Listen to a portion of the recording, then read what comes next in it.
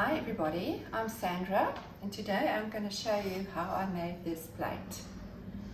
I received a whole lot of comments on Facebook and people asking me how did I do this, so I decided to share it with you today.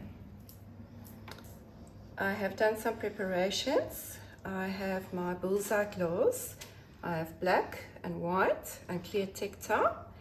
And then I'm also going to try another one with two colors on top of each other with a little bit of difference in my technique.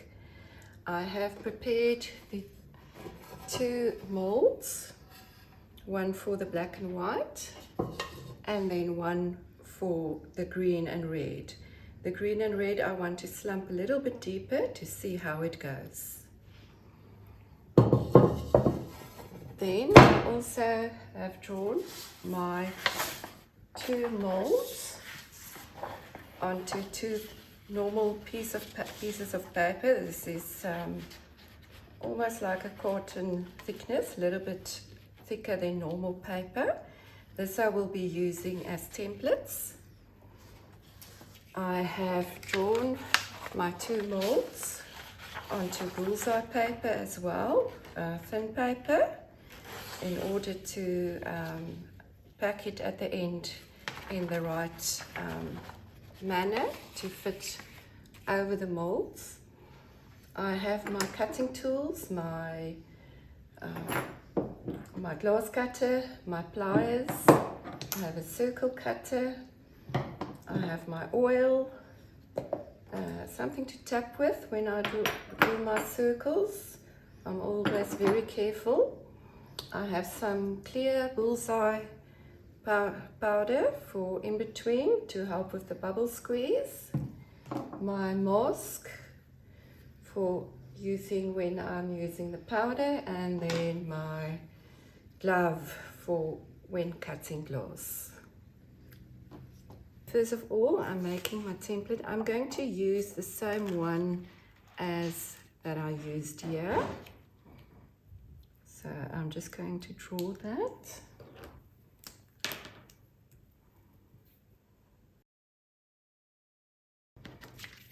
So this will be my coral pot,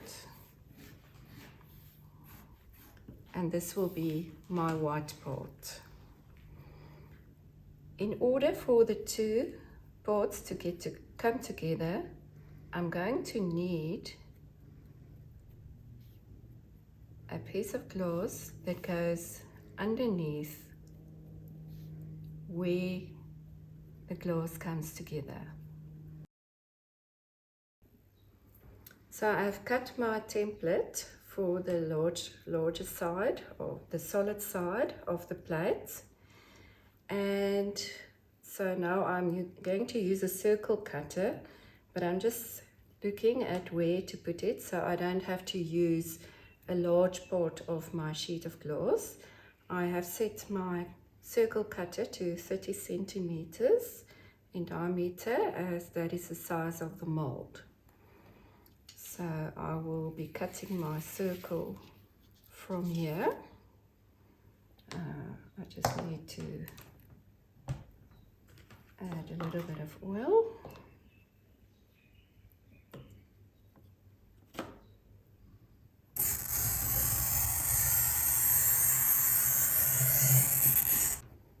So I'm going to continue to cut out my circle and I will be right back. So I've cut my circle, or part of it, and I'm using my bullseye thin paper on which I drew the circle just as a guidance to put my template at exactly the right spot, and then I will mark my line as to where to cut the clear into the shape that I want it to be. As I said earlier, the shape of this depends on how you want it. You can do it any way you would like to. So then I'm just going to cut out this part.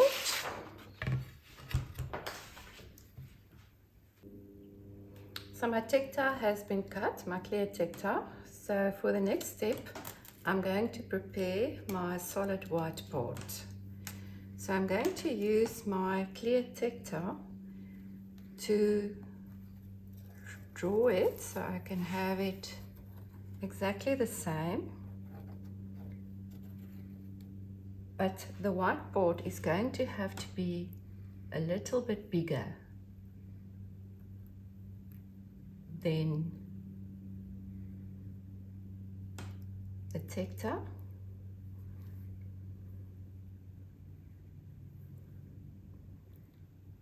That is for the black glass to be able to slide in underneath the white glass so everything can fuse together.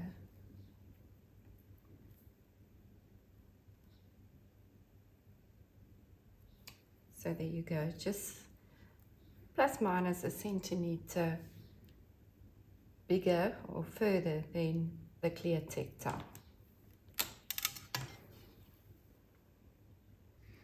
So I have cut my white. I can just mention that before I traced the line on the white glass, I did grind the clear tectile a little bit just to get a smoother edge, and I also grinded the white just to get a smoother edge. I did crack my tectile a little bit when tapping it when I cut the circle, but that's okay, it's going at the bottom and it should not show.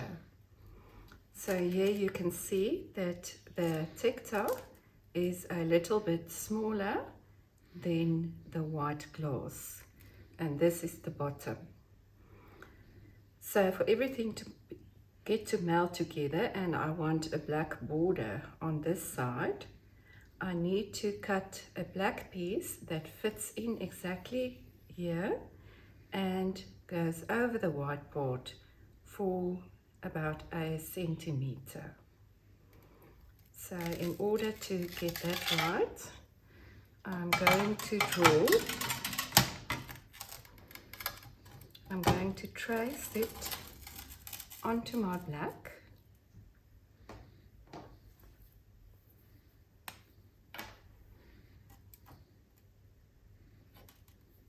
I just need to see if I have this right side around. This will be my top. And this will be my bottom. I'm going to place it this way.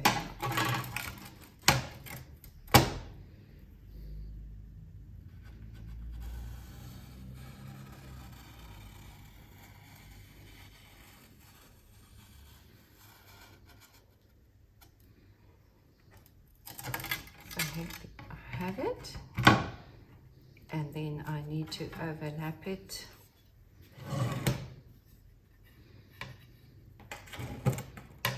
about a centimeter. So therefore I'm going to make it around 2 centimeters or 2.5 centimeters bigger.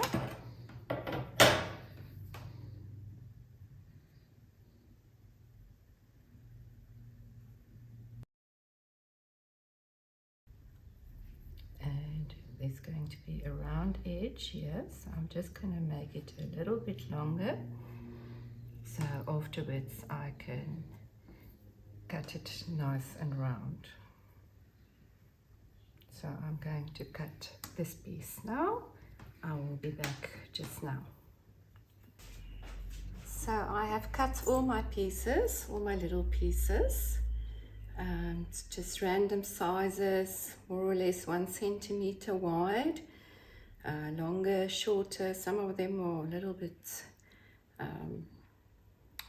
less than 1 centimeter wide. And on this side, I used my template and I drew a circle on some black, and I cut that also into pieces in order to make as much as possible round rim on the circle that I've drawn on my bullseye thin paper. So I've got my shelf ready and my thin paper. I've cleaned all my glass, and so I'm just going to add a little bit of clear powder. Just put on a mask for the powder, always be safe. I'm just going to add a little bit of clear powder, and then I can add my white glass on top.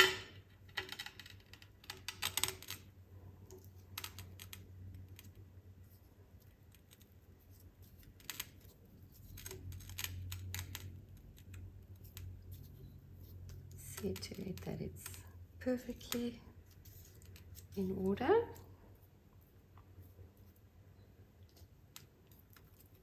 This is in tight.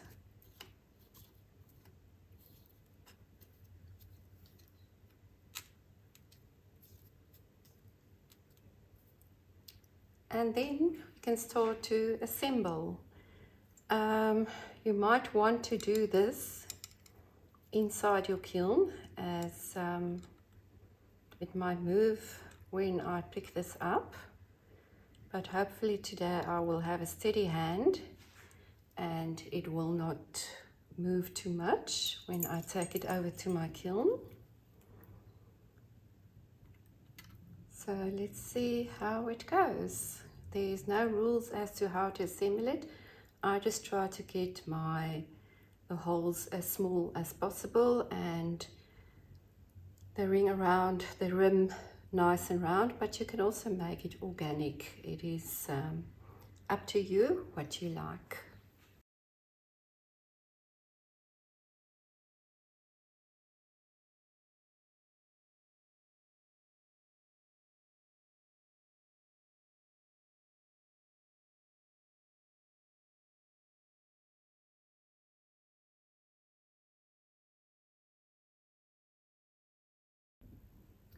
So here we have the first one ready to be fused, and I will go on and start making the other one. That part of the video will be much shorter. It will be mainly more about the one thing I do different when making the other one. For the red and green bowl, I have decided to change it up a little bit and make it an open edge coral and not a total round edge. So I've cut my circle and I folded it in half and again in half to get the center point, and I have drawn a circle the same size as the inside of my mold. So I was thinking of doing something like this.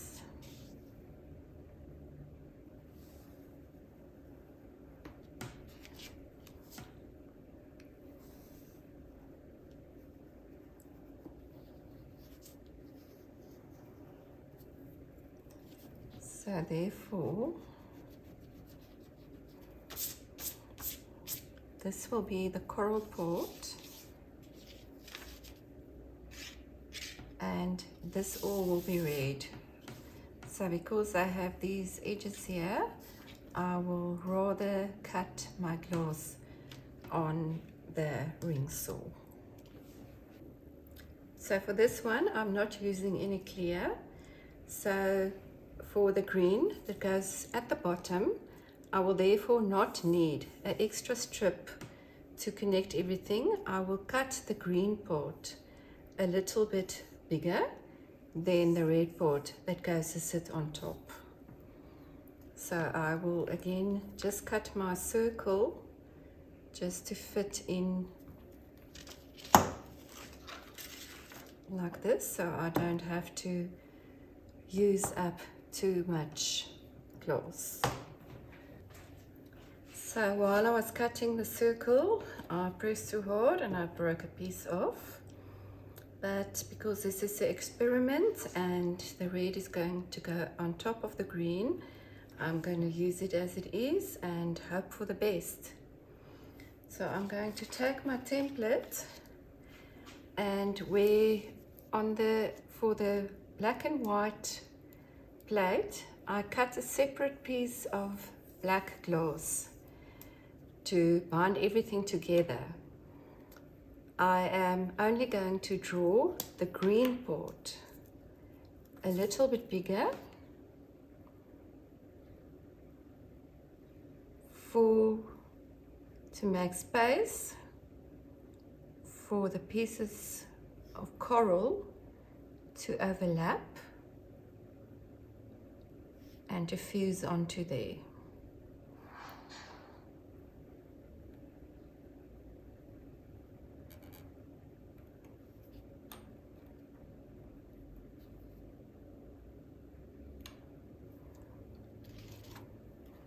So, and with the red one, it went a little bit better. And the red one, I will cut exactly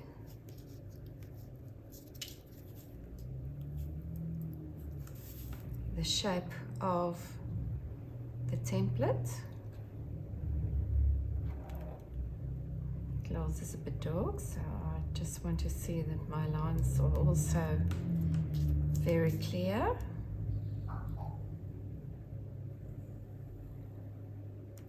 So these two I will be cutting on the ring saw. So I have cut my green. I have just glued this a little bit with some super glue so that this piece that broke off doesn't move. And I've cleaned up my glass. I like to use 91% alcohol to clean my glass. So you will see now that the green part sticks out a little bit, which makes way for my coral parts to lie on top, and thus everything will fuse together then. So there we have them both ready for a full fuse, and we'll see how they come out.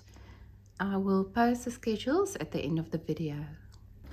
I have them out of the kiln. I am quite happy. I may have added too many or too close together some pieces here, but it still looks nice. There are a few bubbles. I can feel a few bubbles. Can't really see them that much. So in the schedule that I'm going to put on, you maybe have to add like 5 or 10 minutes time to the bubble squeeze. I will make a note of that. And at the bottom the lines are nice and it is nice and round, so I'm quite happy with that one.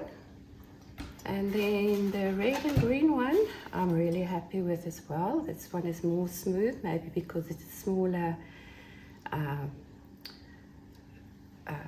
smaller circle, and I really like the green and the red.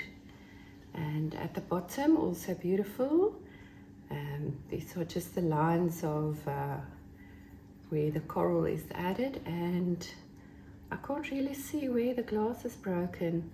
I like to use if a piece has broken off, I like to use a little bit of super glue to just keep it together before I fuse it, so it doesn't move, and I found that it really helps. So I'm going to slump them, but I'm going to slump them separately, as I'm going to use 2 different schedules, as this one is much more shallow than that one. So they are both out of the kiln and they're slumped pretty nice.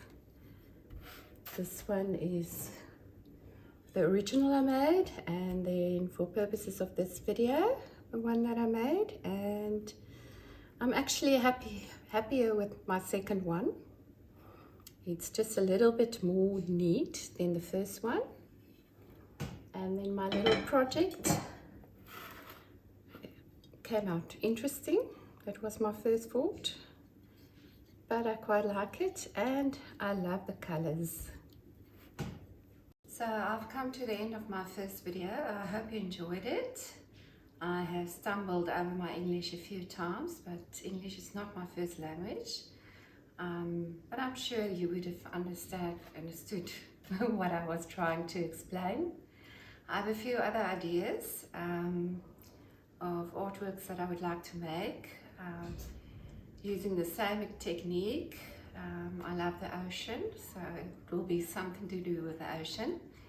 And then I also have some other ideas of what I would like to make, but I will first have to go to the drawing board to see if those techniques will actually work. And if you would like to see more, and then subscribe to my channel. I will post more videos. And after my goodbyes here, my sigils that I used here will be on your screen with a few notes of adjustments that you can make. And thank you for watching.